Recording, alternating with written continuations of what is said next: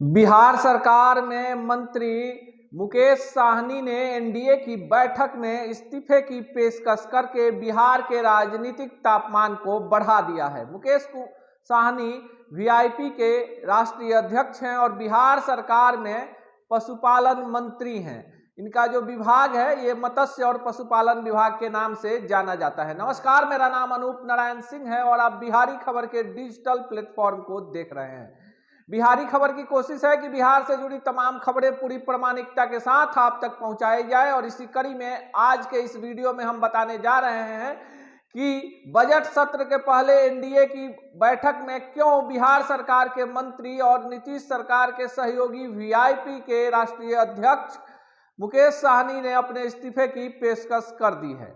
मुकेश साहनी की party VIP को भाजपा ने अपने कोटे की सीटों पर 2020 के विधानसभा चुनाव में चुनाव लड़ने का मौका दिया था। वीआईपी के राष्ट्रीय अध्यक्ष खुद तो चुनाव हार गए, पर भाजपा और राजद से आयातित जिन नेताओं को उन्होंने टिकट दिया था उनमें से 4 लोग चुनाव जीतने में सफल हुए। चुनाव जीतने वालों में स्वर्णा सिंह का नाम सबसे प्रमुखता से लिया जा रहा है, जो गौड़ा बोराम से जीती हैं। स्वर्णा सिंह के ससुर सुनील सिंह भाजपा के एमएलसी हुआ करते थे और जिनका कोरोना काल के कारण निधन हो गया। ससुर के निधन के बाद स्वर्णा सिंह राजनीति में आई और भाजपा से टिकट चाहती थी। वो सीट वीआईपी को चली गई और गौड़ा बोराम से स्वर्णा सिंह वीआईपी की उम्मीदवार बनी और चुनाव जीतने में सफल रही। दूसरे विधायक जो वीआईपी के हैं उनका नाम है राजू कुमार सिंह। ये मुजफ्फरपुर जिले के साहेबगंज से चुनाव जीतकर आए हैं। पहली बार राजू सिंह जदयू के टिकट पर चुनाव जीते और बाद में भाजपा में शामिल हो गए। भाजपा का ही टिकट चाहते थे 2020 में, पर साहेबगंज की सीट मुकेश साहनी को भाजपा ने गिफ्ट में दे दी और राजू सिंह वीआईपी के सिंबल नाव जो उनका चुनाव चिन्ह है, नाव पर सवार होकर चुनाव जीतने में सफल रहे। तीसरे विधायक जो वीआईपी से जीत कर आए उनका नाम था मुसाफिर पासवान, जो अब इस दुनिया में नहीं रहे। मुसाफिर पासवान का हाल ही में निधन हो गया है और इनकी सीट थी बोचहा। बोचहा की चर्चा इसलिए कि बोचहा के सीट पर राज्य के कद्दावर नेता रहे रमई राम को मुसाफिर पासवान ने राजद के सिंबल पर पहले ही मात दे दी थी। इस बार के चुनाव में चूंकि रमई राम राजद में है, इस कारण से मुसाफिर पासवान एनडीए के किसी भी घटक दल से टिकट चाहते थे और ये जो सीट थी बोचहा ये वीआईपी को दे दी गई और मुसाफिर पासवान जो थे वो यहां से चुनाव जीतने में सफल रहे। उनका निधन हो गया लंबी बीमारी के बाद और ये सीट खाली है। अब यहां उपचुनाव होना है और लोग कह रहे हैं कि ये सीट एनडीए के भाजपा की है और उसने वीआईपी को दी थी, तो हो सकता है कि इस बार भाजपा खुद का उम्मीदवार वहां उतार दे। चौथी सीट जो वीआईपी जीतने में कामयाब रही वो सीट रही अलीनगर, जहां से मिश्री लाल यादव चुनाव जीतने में सफल हुए। मिश्री लाल यादव जो हैं, इन्होंने राजद के कद्दावर नेता अब्दुल बारी सिद्दीकी को पटकनी दी वीआईपी के सिंबल पर।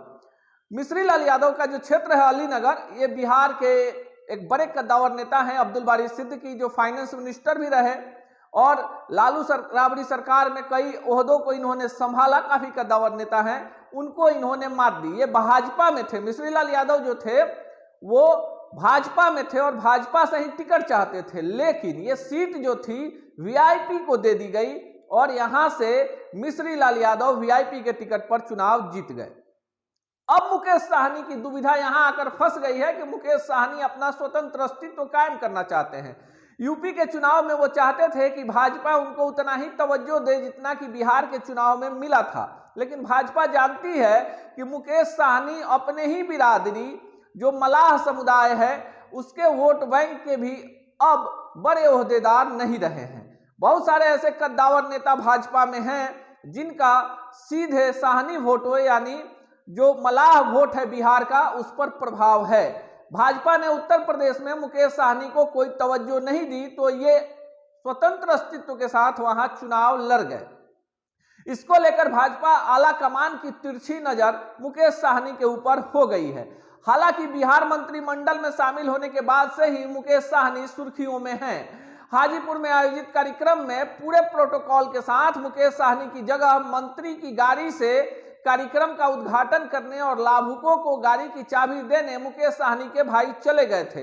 मामला जब सोशल मीडिया पर वायरल हुआ तो मुकेश साहनी की जमकर खिंचाई हो गई और उन्होंने कहा कि उन्हें प्रोटोकॉल का पता नहीं था। हाल के दिनों में यह खबर आई कि मुकेश साहनी एनडीए से अलग हो सकते हैं। इसी बीच उनके एक विधायक की मौत हो गई। लंबी बीमारी के बाद बोचहा से विधायक थे मुसाफिर पासवान, अब विधायक बच गए 3।